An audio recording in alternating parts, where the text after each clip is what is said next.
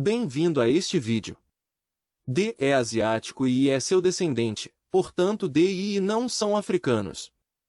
Mas é o YDNA-I que domina a África, que inclui todos os humanos modernos reconhecidos de África, especialmente nos locais onde se supõe que fora de África tenha deixado África.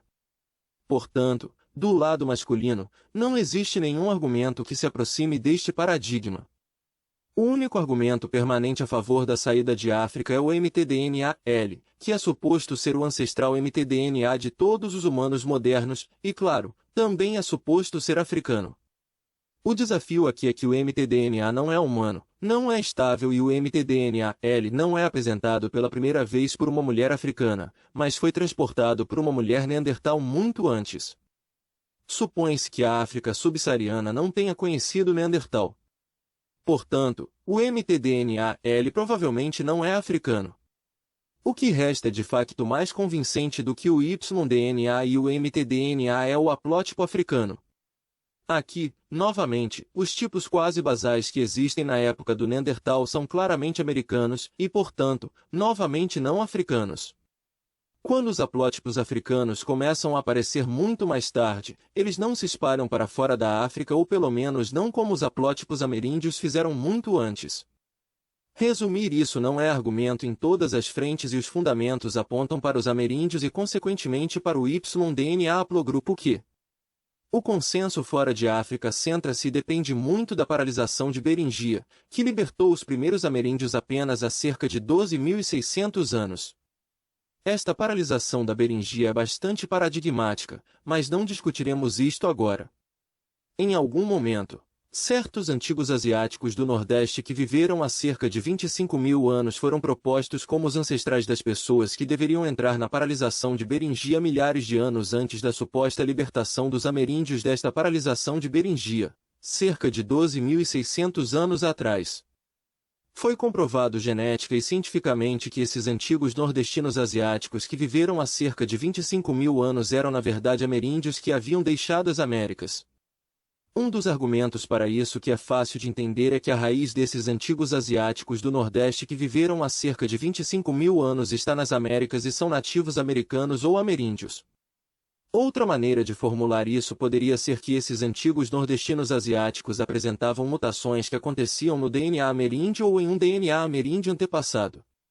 Isto não se ajusta, porque um grupo que foi recentemente criado e libertado há 12.600 anos não pode ter vivido ou morrido há 25.000 anos e certamente não no lado errado da Beringia ou, melhor, nas profundezas da Eurásia. Além disso, nenhum outro grupo, nem mesmo extinto, então estes antigos asiáticos do Nordeste que viveram há cerca de 25.000 anos, pode ser proposto como ancestral dos ameríndios. Em outras palavras, os ancestrais dos ameríndios não existem e não existiram. Isto só é possível se os próprios ameríndios forem os seus antepassados e consequentemente de todos os humanos e isto inclui todos os humanos modernos.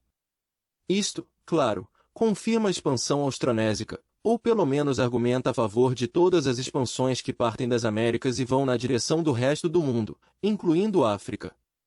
Nenhuma outra expansão além da expansão austronésica é claramente proposta e evidenciada na literatura, pelo menos não como os ancestrais de todos os humanos modernos.